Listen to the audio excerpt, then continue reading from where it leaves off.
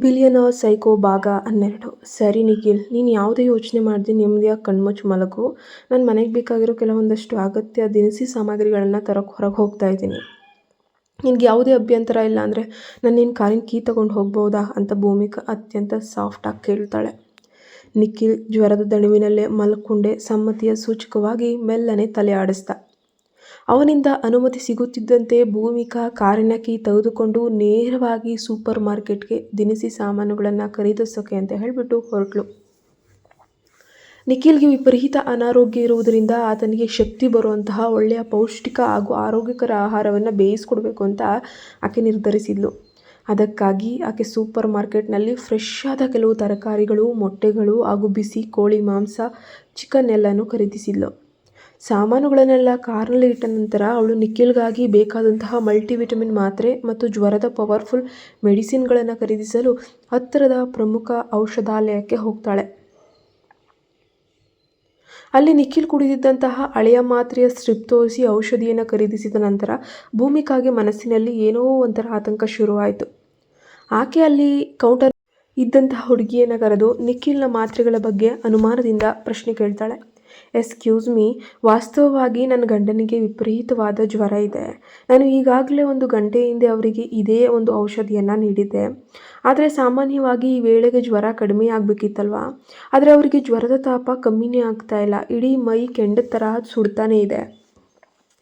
ಆದರೆ ನನ್ನ ಗಂಡ ಮಾತ್ರ ಇನ್ನೊಂದು ಗಂಟೆಯಲ್ಲಿ ಜ್ವರ ತಾನಾಗಿ ಇಳಿತದೆ ಅಂತ ಹೇಳ್ತಾ ಇದ್ದಾರೆ. ಆದರೆ ನಾನೀಗ ಅವರಿಗೆ ಬೇರೆ ಪ್ರಬಲವಾದ ಔಷಧಿನ ಬದಲಾಯಿಸಿ ಕೊಡಬೇಕಾ ಅಥವಾ ಏನು ಮಾಡಬೇಕು? ಪ್ಲೀಸ್ ಸ್ವಲ್ಪ ನೋಡಿ ಹೇಳ್ತೀರಾ ಅಂತ ಗಾಬರಿಯಿಂದ ಕೇಳಿದ್ಲು. ನಿಜ ಹೇಳಬೇಕಂದ್ರೆ ಭೂಮಿಕಾಗೆ ಮೊದಲು ಈ ಬಗ್ಗೆ ಫೋನ್ ಮಾಡಿ ತನ್ನ ತಾಯಿಯನ್ನು ಕೇಳಬೇಕು ಅಂತ ಅನಿಸ್ತಿತ್ತು. ಆದರೆ ಒಂದು ವೇಳೆ ತಾಯಿಗೆ ವಿಷಯ ತಿಳಿದ್ರೆ ಅವರು ತಕ್ಷಣವೇ ತನ್ನ ತಂದೆಗೆ ವಿಷಯ ಮುಟ್ಟಿಸ್ತಾರೆ. ತಂದೆ ಗೊತ್ತಾದರೆ ಅವರು ನೇರವಾಗಿ ನಿಖಿಲ್ನ ತಂದೆಯಾದ ಉದ್ಯಮಿ ಶ್ರೀರಾಜ್ ಅವರಿಗೆ ಫೋನ್ ಮಾಡ್ತಾರೆ. ಆಮೇಲೆ ಗದ್ದಲ ಸೃಷ್ಟಿಸ್ತಾರೆ. ಮನೆಯಲ್ಲಿ ತನಗೆ ಹುಷಾರಿಲ್ಲದ ವಿಷಯ ದೊಡ್ಡದಾಗಿ ರಾಧಾಂತ ಆಗ್ತದೆ. ನಿಖಿಲ್ಗೆ ಖಂಡಿತ ಇಷ್ಟ ಆಗೋದಿಲ್ಲ ಅನ್ನೋಂಥದ್ದನ್ನು ಭೂಮಿಕಾ ಚೆನ್ನಾಗಿ ಗೊತ್ತಿತ್ತು ಅವಳಿಗೆ. ಹಾಗಾಗಿ ಆಕೆ ತನ್ನ ತಾಯಿಗೆ ಫೋನ್ ಮಾಡದೆ ಜಾಣ್ಮೆಯಿಂದ ಮೆಡಿಕಲ್ ಶಾಪ್ನಲ್ಲಿದ್ದಂತಹ ಹುಡುಗಿಯನ್ನು ವಿಚಾರಿಸಲು ನಿರ್ಧರಿಸ್ತಾಳೆ. ಅವಳ ಕಳಕಳಿಯ ಮಾತನ್ನು ಕೇಳಿದ ಫಾರ್ಮಸಿಸ್ಟ್ ಹುಡುಗಿ ಕಂಪ್ಯೂಟರ್ನಲ್ಲಿ ಚೆಕ್ ಮಾಡಿ ಒಂದು ಹೊಸ ಜ್ವರ ನಿವಾರಕ ಔಷಧಿಯ ಒಂದು ಸ್ಟ್ರಿಪ್ಪನ್ನು ಭೂಮಿಕಾಳ ಕೈ ಕೊಟ್ಟಳು. ನೋಡಿ ಮೇಡಮ್, ಒಂದು ವೇಳೆ ಹಳೆಯ ಮಾತ್ರೆ ತೊಗೊಂಡು 1 ಗಂಟೆ ನಂತರನೂ ಅವ್ರ ಜ್ವರ ತಾಪಮಾನ ಕಡಿಮೆ ಆಗಲಿಲ್ಲ ಅಂತ ಇಟ್ಕೊಳ್ಳಿ. ಆಗ ನೀವು ಈ ಹೊಸ ಪವರ್ಫುಲ್ ಔಷಧಿಯನ್ನು ಅವ್ರಿಗೆ ನೀಡಿ ಇದನ್ನು ತೊಗೊಂಡ್ರೆ ಗರಿಷ್ಠ ಅರ್ಧದಿಂದ 1 ಗಂಟೆಯೊಳಗೆ ಜ್ವರ ಕಂಪ್ಲೀಟಾಗಿ ಇಳಿಯುತ್ತೆ ಎಂದು ಧೈರ್ಯವನ್ನು ಕೊಟ್ಟಳು. ಆದರೆ ಭೂಮಿಕಾಳ ಆತಂಕ ಇನ್ನೂ ದೂರ ಆಗಿರಲಿಲ್ಲ. ಆಕೆ ಆ ಹುಡುಗಿಯ ಕಣ್ಣುಗಳನ್ನೇ ನೋಡುತ್ತಾ ಒಂದು ವೇಳೆ ಈ ಹೊಸ ಮಾತ್ರೆ ಕೊಟ್ಟ ಮೇಲೂ ಜ್ವರ ಕಡಿಮೆ ಆಗದಿದ್ರೆ ಹಾಗೆ ನಾನು ಏನು ಮಾಡಬೇಕು ಅಂತ ತಳಮಳದಿಂದ ಪ್ರಶ್ನೆ ಮೇಲೆ ಪ್ರಶ್ನೆ ಮಾಡೋಕ್ಕೆ ಶುರು ಮಾಡ್ತಾಳೆ. ಒಂದು ವೇಳೆ ಜ್ವರ ತಾಪಮಾನ ಇನ್ನೂ ಹೆಚ್ಚಾಗ್ತಾನೆ ಇದ್ದರೆ ಅವರಿಗೆ ಸಾಮಾನ್ಯ ಉಗುರು ಬೆಚ್ಚಗಿನ ನೀರಿನಿಂದ ಮೈ ಒರೆಸಿ ಅಥವಾ ಸ್ನಾನ ಮಾಡಿಸಿ ತೀರ ತಣ್ಣೀರನ್ನು ಮಾತ್ರ ಬಳಸಕ್ಕೆ ಹೋಗಬೇಡಿ. ಅದು ಅವರ ದೇಹಕ್ಕೆ ಇನ್ನೂ ಜಾಸ್ತಿ ಅನಾನುಕೂಲವನ್ನು ಉಂಟು ಮಾಡಿಬಿಡುತ್ತೆ ಅಂತ ಹೇಳಿ ಔಷಧಾಲಯಕ್ಕೆ ಹುಡುಗಿ ಭೂಮಿಕಾಗೆ ಜಾಗರೂಕತೆಯಿಂದ ಹೋಗೋಕ್ಕೆ ತಿಳಿಸ್ತಾಳೆ. ಓಹೋ ಹೌದಾ, ಇನ್ನೇನಾದರೂ ಮಾಡಬೇಕಾ ಎಂದು ಭೂಮಿಕಾ ಕುತೂಹಲ ಮತ್ತು ಆತಂಕದಿಂದ ಕೇಳಿದ್ಲು. ಹೌದು ಮೇಡಮ್, ಅವರ ಮುಖ ಮತ್ತು ಕುತ್ತಿಗೆಯ ಭಾಗವನ್ನು ಒರೆಸಲು ಒಂದು ಮೃದುವಾದ ತಂಪಾದ ಒಂದು ಒದ್ದೆ ಬಟ್ಟೆಯನ್ನು ಬಳಸಿ ಅವರು ಸ್ನಾನ ಮಾಡಲು ಆಗದ ಪರಿಸ್ಥಿತಿಯಲ್ಲಿದ್ದರೆ ಮಾತ್ರ ಅಥವಾ ಜ್ವರದ ತಾಪ ಇನ್ನೂ ಏರ್ತಾನೆ ಇದ್ದರೆ ಈ ರೀತಿ ಮಾಡೋದ್ರಿಂದ ದೇಹದಲ್ಲಿರೋ ತಾಪಮಾನ ತಕ್ಷಣವೇ ಕಡಿಮೆಯಾಗೋಕ್ಕೆ ಸಹಾಯ ಆಗುತ್ತೆ ಎಂದು ಆ ಹುಡುಗಿ ಭೂಮಿಕಾಗೆ ಸುವಿವರವಾಗಿ ಪ್ರೀತಿಯಿಂದ ವಿವರಿಸ್ತಾಳೆ. ಅವಳ ಮಾತನ್ನು ಕೇಳಿ ಭೂಮಿಕಾ ಸಣ್ಣದಾಗಿ ಮುಗುಳ್ನಕ್ಕೂ ಧನ್ಯವಾದ ಹೇಳುತ್ತಾ, ತುಂಬ ಧನ್ಯವಾದಗಳು ಸಿಸ್ಟರ್. ನಿಜ ಹೇಳಬೇಕಂದ್ರೆ ನಾನು ನನ್ನ ಜೀವನದಲ್ಲಿ ಇಲ್ಲಿಯವರೆಗೆ ಈ ತರಹ ಯಾರನ್ನೂ ಜ್ವರ ಬಂದಾಗ ಹತ್ತಿರ ನಿಂತು ನೋಡ್ಕೊಂಡಿಲ್ಲ. ಅದ್ರ ಬಗ್ಗೆ ನನಗೇನು ಗೊತ್ತಿಲ್ಲ. ಹಾಗಾಗಿ ನನ್ನ ಗಂಡನ ಪರಿಸ್ಥಿತಿ ನೋಡಿ ನನಗೊಳಗೆ ಸ್ವಲ್ಪ ಭಯ ಆಯಿತು ಅಂತ ತನ್ನ ಮುಗ್ಧತೆಯನ್ನು ಹಂಚ್ಕೊಳ್ತಾಳೆ. ಭೂಮಿಕಾಳ ಆ ತಳಮಳವನ್ನು ಕಂಡಂತಹ ಆ ಫಾರ್ಮಸಿಸ್ಟ್ ಹುಡುಗಿ ಅರ್ಥಗರ್ಭಿತವಾಗಿ ಮಂದಸ್ಮಿತಳಾಗಿ, ನಿಮ್ಮ ಮಾತುಗಳನ್ನು ಕೇಳ್ತಾ ಇದ್ರೆ ನೀವು ನಿಮ್ಮ ಗಂಡನನ್ನು ಪ್ರಾಣಕ್ಕಿಂತ ಹೆಚ್ಚಾಗಿ ತುಂಬ ಪ್ರೀತಿಸ್ತೀರಿ ಅಂತ ಕಾಣುತ್ತಿದೆ. ಎಷ್ಟೇ ಜ್ವರ ಬಂದರೂ ಚಿಂತಿಸಬೇಡಿ ಮೇಡಮ್, ಅವರು ಖಂಡಿತ ಶೀಘ್ರದಲ್ಲೇ ಸರಿ ಆಗ್ತಾರೆ. ಒಂದು ವೇಳೆ ರಾತ್ರಿ ಏನಾದರೂ ಜ್ವರ ಇನ್ನೂ ಜಾಸ್ತಿ ಆಗಿಬಿಟ್ರೆ ತಕ್ಷಣವೇ ಫ್ಯಾಮಿಲಿ ಡಾಕ್ಟರ್ಗೆ ಕರೆ ಮಾಡಿ ಒಮ್ಮೆ ಡಾಕ್ಟರ್ ಹತ್ರ ಕನ್ಸಲ್ಟ್ ತೊಗೊಳ್ಳಿ ಅಂತ ಹೇಳ್ತಾಳೆ. ಧನ್ಯವಾದಗಳು ಮೇಡಮ್, ಹೋಗಿ ಬನ್ನಿ. ಆಗ ಭೂಮಿಕಾ ನಾಚಿಕೆಯಿಂದ ಮುಗುಳ್ನಕ್ಕು ಆ ಮಾತ್ರೆಗಳನ್ನೆಲ್ಲ ಪಡೆದು ಔಷಧಾಲಯದಿಂದ ಹೊರಬರ್ತಾಳೆ. ಆಕೆ ತಾನು ತಂದಿದ್ದ ಎಲ್ಲ ದಿನಸಿ ಸಾಮಗ್ರಿಗಳನ್ನು ಮತ್ತು ಔಷಧಿಗಳನ್ನು ಕಾರಿನ ಹಿಂಭಾಗದ ಸೀಟ್ನಲ್ಲಿ ಸುರಕ್ಷಿತವಾಗಿಟ್ಟು ಸೀದಾ ಮನೆಗೆ ಕಾರ್ ಚಲಾಯಿಸಿಕೊಂಡು ಹೊರಡ್ತಾಳೆ. ಕಾರ್ ಡ್ರೈವ್ ಮಾಡುತ್ತಿರುವಾಗಲೂ ಭೂಮಿಕಾಗೆ ಮೆಡಿಕಲ್ ಶಾಪ್ ಹುಡುಗಿ ಹಾಡಿದಂತಹ "ನೀವು ನಿಮ್ಮ ಗಂಡನನ್ನು ತುಂಬ ಪ್ರೀತಿಸ್ತೀರಿ" ಎಂಬ ಮಾತುಗಳೇ ಕಿವಿಯಲ್ಲಿ ರಿಂಗಣಿಸ್ತಿತ್ತು. ಆಕೆ ದೀರ್ಘವಾದ ಉಸಿರೆಳೆದು ತನ್ನ ತಲೆಯನ್ನು ಕೊಡವಿ ತನ್ನಷ್ಟಕ್ಕೆ ತಾನೇ ಮೆಲ್ಲನೆ ಗುಣುಕೊಂಡ್ಳು. ರಿಲ್ಯಾಕ್ಸ್ ಭೂಮಿಕಾ. ಅನಾರೋಗ್ಯದಿಂದ ಬಳಲುತ್ತಿರುವ ಒಬ್ಬ ವ್ಯಕ್ತಿಯನ್ನು ಜವಾಬ್ದಾರಿಯಿಂದ ನೋಡಿಕೊಳ್ಳುವುದು ಅಂದರೆ ನೀವು ಆ ವ್ಯಕ್ತಿಯನ್ನು ಹೆಚ್ಚಾಗಿ ಹುಚ್ಚಾಗಿ ಪ್ರೀತಿಸ್ತಾ ಇದ್ದೀರಾ ಅಥವಾ ಪ್ರೀತಿಸಲೇಬೇಕು ಎಂದೇನೂ ಅರ್ಥ ಅಲ್ಲ. ಇದು ಕೇವಲ ಮಾನವೀಯತೆ, ನನ್ನ ಕರ್ತವ್ಯ ಅಂತ ಅನ್ಕೊತೀನಿ ಅಷ್ಟೇ ಎಂದು ತನ್ನ ತಳಮಳಿಸ್ತಿದ್ದಂತಹ ಹೃದಯಕ್ಕೆ ಸುಳ್ಳು ಸಮಾಧಾನವನ್ನೇ ಮಾಡಿಕೊಂಡ್ಳು. ಸುಮಾರು 1.5 ಗಂಟೆಯ ಜರ್ನಿಯ ನಂತರ ಭೂಮಿಕಾ ಕೊನೆಗೂ ಮನೆ ತಲುಪ್ತಾಳೆ. ಆಕೆ ಒಳಗೆ ಬಂದ ತಕ್ಷಣ ಮೊದಲು ತನ್ನ ಕೈಕಾಲುಗಳೆಲ್ಲ ತೊಳ್ಕೊಂಡು ಶುಚಿಗೊಳಿಸ್ಕೊಂಡ್ಳು. ತಂದಿದ್ದ ಎಲ್ಲ ದಿನಸಿ ಸಾಮಗ್ರಿಗಳನ್ನು ಅಡುಗೆ ಮನೆಯ ಕೌಂಟರ್ ಟೇಬಲ್ ಮೇಲೆ ಜೋಡಿಸಿಟ್ಲು. ನೇರವಾಗಿ ನಿಖಿಲ್ನನ್ನು ನೋಡಲು ಅವನ ಕೋಣೆಗೆ ಧಾವಿಸಿದ್ಲು. ಆಗ ನಿಖಿಲ್ ಜ್ವರದ ದಣಿವಿನಲ್ಲಿ ಕಣ್ಣು ಮುಚ್ಚಿ ಮಲಗಿರ್ತಾನೆ. ಭೂಮಿಕಾ ಅತ್ಯಂತ ನಿಧಾನವಾಗಿ ಅವನ ಹತ್ತಿರ ಸಾಗಿ ತನ್ನ ಕೋಮಲವಾದ ಹಸ್ತವನ್ನು ಆತನ ಹಣೆಯ ಮೇಲಿಟ್ಟು ತಾಪಮಾನವನ್ನು ಪರೀಕ್ಷಿಸಿದ್ಲು. ಆದರೆ ಆಶ್ಚರ್ಯವೆಂಬಂತೆ ಆತನ ಮೈ ಇನ್ನೂ ಕೆಂಡದ ತರಹ ಕಾಯ್ತಾನೆ ಇತ್ತು. ಆಕೆ ಗಾಬರಿಯಿಂದ ತಕ್ಷಣವೇ ಸೈಡ್ ಟೇಬಲ್ ಮೇಲಿದ್ದ ಥರ್ಮಾಮೀಟರನ್ನು ತಗೊಂಡು ಪರಿಶೀಲಿಸ್ತಾಳೆ. ಜ್ವರದ ತಾಪಮಾನ 1 ಪಾಯಿಂಟ್ ಕೂಡ ಕಡಿಮೆ ಆಗಿರಲಿಲ್ಲ. ಆತ ಜ್ವರದ ಉರಿಯಲ್ಲೇ ಬೆವರುತ್ತಾ ಒದ್ದಾಡ್ತಿರೋದನ್ನು ಕಂಡು ಭೂಮಿಕಾ ಹತ್ತಿರ ಬಾಗಿ ನಿಖಿಲ್ ನೀವು ಚೆನ್ನಾಗಿದ್ದೀರಾ? ತುಂಬ ಏನಾದರೂ ತೊಂದರೆ ಆಗ್ತಿದೆಯಾ, ಸುಸ್ತಾಗ್ತಿದೆಯಾ ಅಂತ ಕಾಳಜಿಯಿಂದ ಕೇಳಿದ್ಲು. ನಿಖಿಲ್ನಿಂದ ತೀವ್ರ ನಿದ್ದೆ ಮತ್ತು ನಿಶಕ್ತಿಯಿಂದ ಒಣಧ್ವನಿ ಹೊರಬಂತು. ಆತ ಕಣ್ಣು ಬಿಡಲಾಗದೆ, ನನಗೆ ಮೈಯೆಲ್ಲ ಒಂಥರ ಆಗ್ತಿದೆ ಭೂಮಿಕಾ, ನಾನು ಮೊದಲು ಸ್ನಾನ ಮಾಡಬೇಕು, ತುಂಬ ಅಸ್ವಸ್ಥ ಅನಿಸ್ತಿದೆ ಎಂದು ಮೆಲುಧ್ವನಿಯಲ್ಲಿ ಗೊಣಗ್ತಾನೆ. ಸರಿ ನಿಖಿಲ್, ನೀನು ಗಾಬರಿ ಪಡಬೇಡ, ನಾನು ನಿನಗಾಗಿ ಈಗಲೇ ಸ್ನಾನಕ್ಕೆ ನೀರು ಸಿದ್ಧ ಮಾಡಿಕೊಡ್ತೀನಿ ಎಂದ ಭೂಮಿಕಾ ತಕ್ಷಣವೇ ಬಾತ್ರೂಮ್ ಒಳಗೋದ್ಲು. ಮೆಡಿಕಲ್ ಶಾಪ್ ಹುಡುಗಿ ಹೇಳಿದ ಮಾತನ್ನು ನೆನಪಿಸಿಕೊಂಡು ಆಕೆ ನೀರನ್ನು ತೀರ ಬಿಸಿಯಾಗಿಯೂ ಮಾಡದೆ ತೀರ ತಣ್ಣಗೆಯೂ ಮಾಡದೆ ಕೇವಲ ಒಂದು ದೇಹಕ್ಕೆ ಹಿತವೆನಿಸುವಂತಹ ಒಂದು ಮಗುವಿಗೆ ಸ್ನಾನ ಮಾಡಿಸುವ ರೀತಿ ಸಾಮಾನ್ಯ ಉಗುರು ಬೆಚ್ಚಗಿನ ನೀರಿನ ವ್ಯವಸ್ಥೆಯನ್ನು ಮಾಡಿಕೊಡ್ತಾಳೆ. ಆತನಿಗೆ ಸ್ನಾನಕ್ಕೆ ಅನುಕೂಲ ಮಾಡಿಕೊಟ್ಟ ನಂತರ ಭೂಮಿಕಾ ಮತ್ತೆ ಅಡುಗೆ ಮನೆಗೆ ಹೋಗ್ತಾಳೆ. ನಿಖಿಲ್ ಸ್ನಾನ ಮುಗಿಸಿ ಬರೋಷ್ಟರಲ್ಲಿ ಆತನಿಗೆ ಕುಡಿಯಲು ಬಿಸಿಯಾದ ತರಕಾರಿ ಗಂಜಿಯನ್ನು ಸಿದ್ಧಪಡಿಸೋಕೆ ನಿಖಿಲ್ ಎದ್ದೇಳು. ಭೂಮಿಕಾ ಅವನನ್ನು ಮೆಲ್ಲನೆ ತಟ್ಟಿ ಕರೆದಿದ್ಲು. ಹಾಸಿಗೆಯಿಂದ ಹೇಳಲು ಪ್ರಯತ್ನಿಸಿದ್ದ ನಿಖಿಲ್ಗೆ ಜ್ವರದ ತಾಪಕ್ಕೆ ವಿಪರೀತ ತಲೆಸುತ್ತು, ನಿಂತ್ಕೊಳ್ಳೋಕ್ಕಾಗ್ತಾ ಇಲ್ಲ. ಆತ ತೂರಾಡ್ತಿರೋದನ್ನು ಕಂಡ ಭೂಮಿಕಾ ತಕ್ಷಣವೇ ಅವನಿಗೆ ಆಸರಿಯಾಗಿ ನಿಂತು ಅತ್ಯಂತ ಜಾಗರೂಕತೆಯಿಂದ ಬಾತ್ರೂಮ್ಗೆ ಕರೆದುಕೊಂಡು ಹೋಗಿ ಬರ್ತಾಳೆ. ಬಾತ್ರೂಮ್ ಬಾಗಿಲ ಬಳಿ ನಿಂತಾಗ ನಿಖಿಲ್ ಮೆಲ್ಲನೆ ಅವಳ ಕಡೆ ತಿರುಗಿ, ಭೂಮಿಕಾ ಇಟ್ಸ್ ಓಕೆ, ನಾನು ಮ್ಯಾನೇಜ್ ಮಾಡ್ಕೊಳ್ತೀನಿ, ನಾನೇ ಸ್ನಾನ ಮಾಡ್ತೀನಿ, ಈಗ ನೀನು ಹೊರಗೆ ಹೋಗಬಹುದು ಅಂತ ಹೇಳ್ತಾನೆ. ಶೂರ ನಿಖಿಲ್? ಒಳಗೆ ಮತ್ತೆ ತಲೆ ಸುತ್ತಿದ್ರೆ? ಭೂಮಿಕಾ ಮುಖದಲ್ಲಿ ಆತಂಕ ಎದ್ದು ಕಾಣ್ತಿತ್ತು. ಇಲ್ಲ, ನಾನು ಮಾಡ್ಕೊಳ್ತೀನಿ, ನೀನೀಗ ಹೋಗು ಅಂತ ನಿಖಿಲ್ ಧೈರ್ಯವಾಗಿ ಒಂದು ಧೈರ್ಯ ತುಂಬುವ ಧ್ವನಿಯಲ್ಲಿ ಹೇಳ್ತಾನೆ. ಅವನ ಮಾತನ್ನು ನಂಬಿ ಭೂಮಿಕಾ ಮತ್ತೆ ಅಡುಗೆ ಮನೆಗೆ ಹಿಂತಿರುಗಿದ್ಲು. ನಿಖಿಲ್ಗೆ ಶಕ್ತಿ ಬರಲು ಪೌಷ್ಟಿಕ ಆಹಾರ ಮಾಡಬೇಕಾಗಿರೋದ್ರಿಂದ ಅವಳು ತರಕಾರಿ ಮತ್ತು ಅಕ್ಕಿಯನ್ನು ಎಲೆಕ್ಟ್ರಿಕ್ ಕುಕ್ಕರ್ನಲ್ಲಿ ಇಟ್ಟು ಸುಮಾರು 30 ರಿಂದ 40 ನಿಮಿಷಗಳ ಕಾಲ ಗಂಜಿ ಚೆನ್ನಾಗಿ ಮೃದುವಾಗಿ ಬೇಯಲು ಬಿಟ್ಲು. ಅದರ ಜೊತೆಗೆ ಆಕೆ ಕೆಲವು ಮೊಟ್ಟೆಗಳನ್ನು ಸಹ ಬೇಯಿಸಲು ಇಟ್ಲು. ಗಂಜಿ ನಿಧಾನವಾಗಿ ಬೇಯ್ತಿದ್ದಾಗ ಒಳಗೆ ನಿಖಿಲ್ ಹೇಗಿದ್ದಾನೆ ಅಂತ ನೋಡಲು ಭೂಮಿಕಾಗೆ ಮನಸ್ಸೇ ತಡೆಯಲಿಲ್ಲ.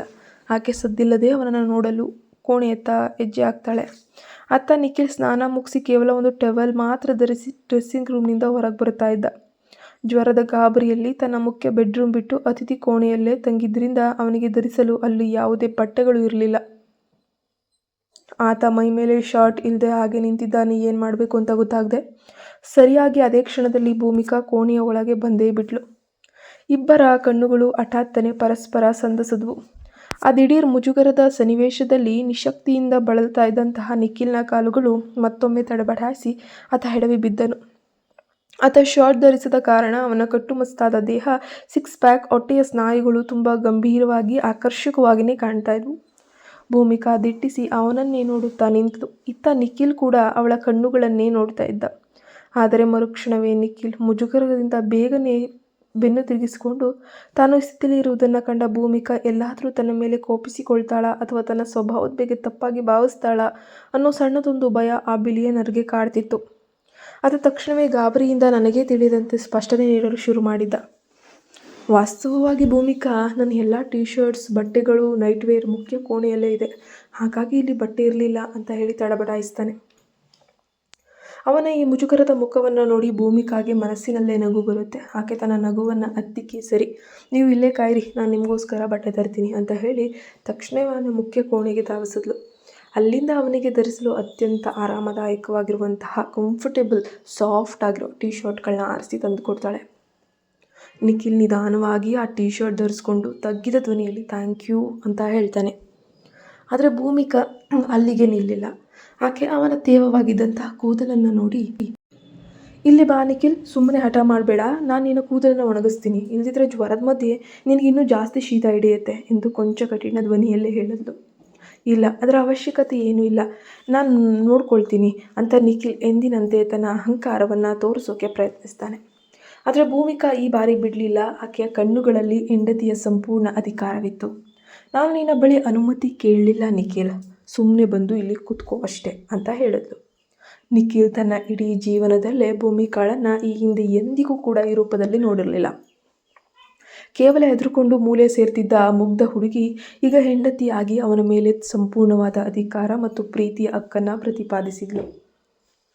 ಅವಳ ಈ ದೃಢತೆ ಮತ್ತು ಮರು ಮಾತನಾಡಲಾಗದ ಈ ಉದ್ಯಮಿ ಮೌನವಾಗಿ ಹೋಗಿ ಡ್ರೆಸ್ಸಿಂಗ್ ಟೇಬಲ್ ಮುಂದಿದ್ದ ಕುರ್ಚಿಯ ಮೇಲೆ ಪಟ್ ಅಂತ ಕುಳಿತುಕೊಂಡ. ಭೂಮಿಕಾ ಮೆಲ್ಲನೆ ಹೇರ್ ಡ್ರೈಯರ್ ತೆಗೆದುಕೊಂಡು ಅವನ ಅತ್ಯಂತ ಹತ್ತಿರ ಬಂದು ನಿಂತು ಆತನ ಕೂದಲನ್ನು ಒಣಗಿಸಲು ಪ್ರಾರಂಭಿಸಿದ್ಲು.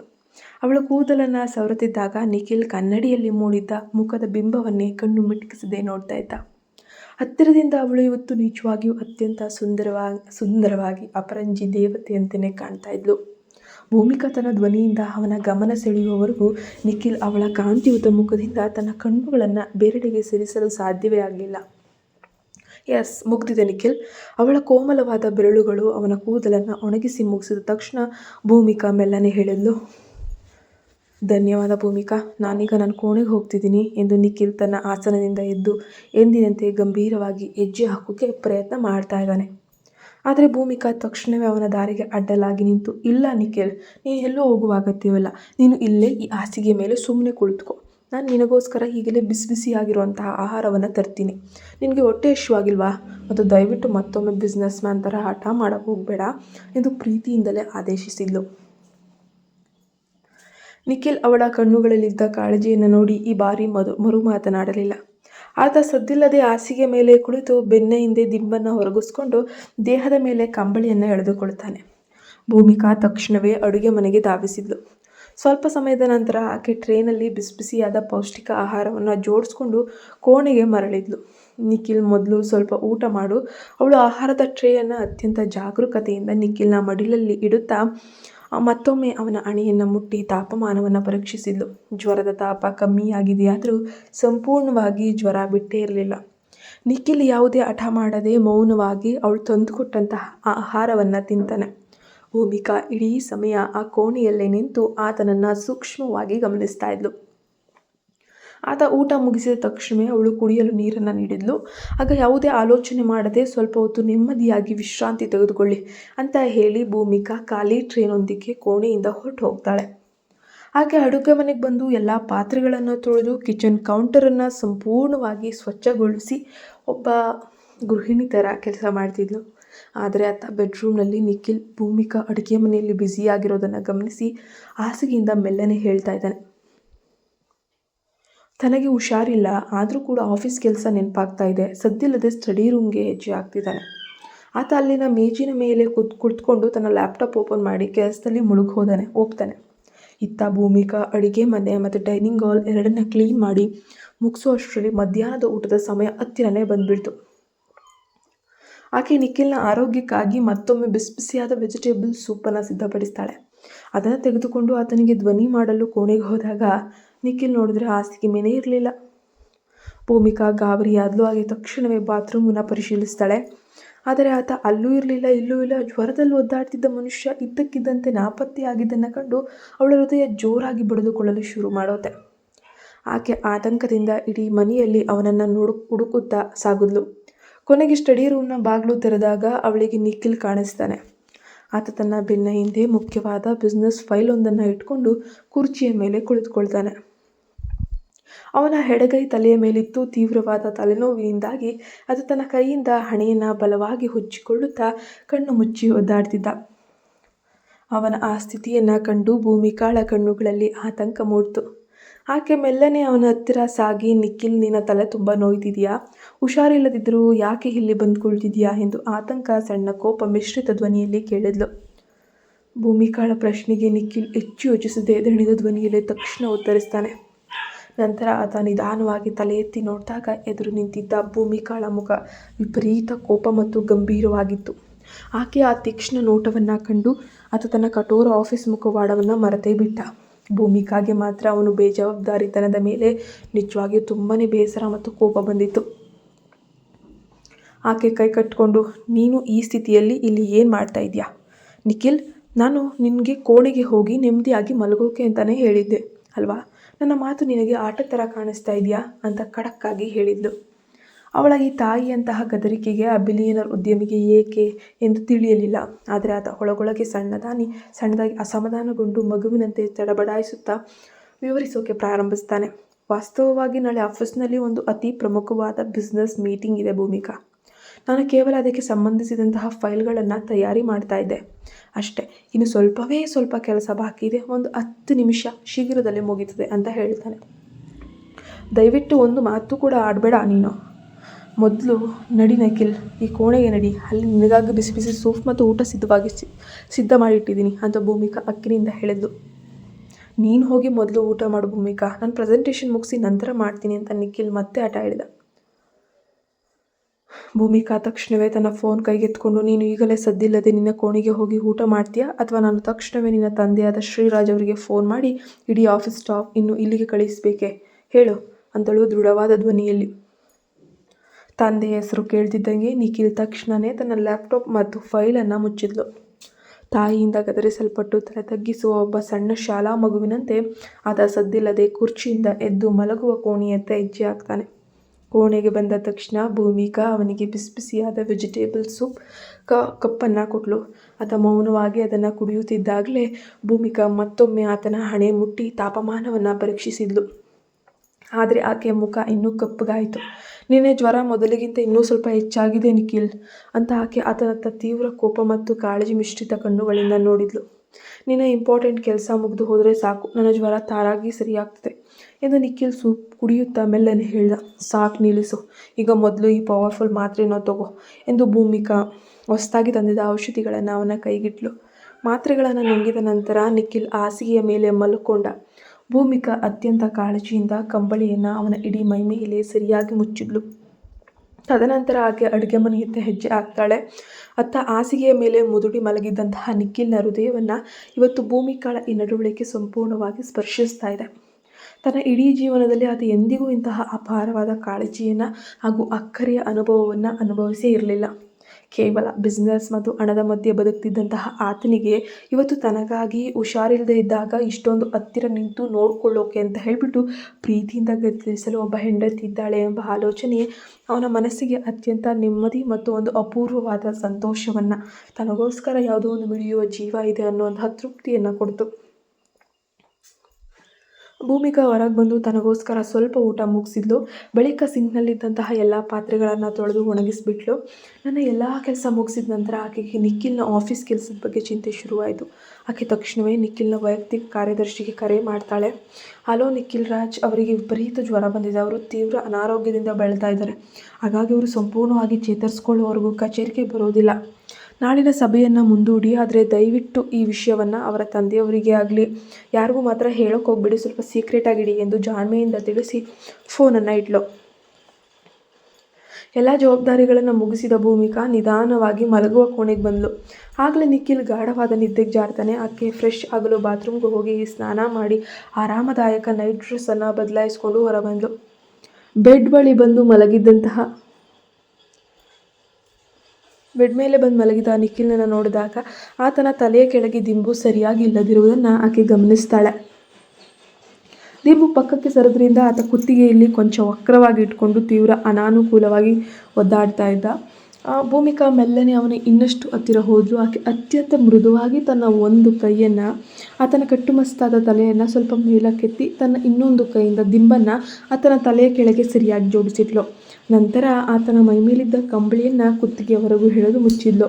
ಆದರೆ ಆಕೆ ಅಲ್ಲಿಂದ ಹೊರಡಲು ಒಂದು ಹೆಜ್ಜೆ ಹಿಂದೆ ಇಡುತ್ತಿದ್ದಂತೆ ಇದ್ದಕ್ಕಿದ್ದಂತೆ ನಿದ್ದೆಯಲ್ಲಿ ನಿಖಿಲ್ ಆ ಬಿಸಿ ಬಿಸಿಯಾದ ಬಲಗೈಯಿಂದ ಭೂಮಿಕಾಳ ಕೋಮಲವಾದ ಮೃದು ಹಸ್ತವನ್ನು ಅತ್ಯಂತ ಗಟ್ಟಿಯಾಗಿ ಹಿಡ್ಕೊಬಿಡ್ತಾನೆ.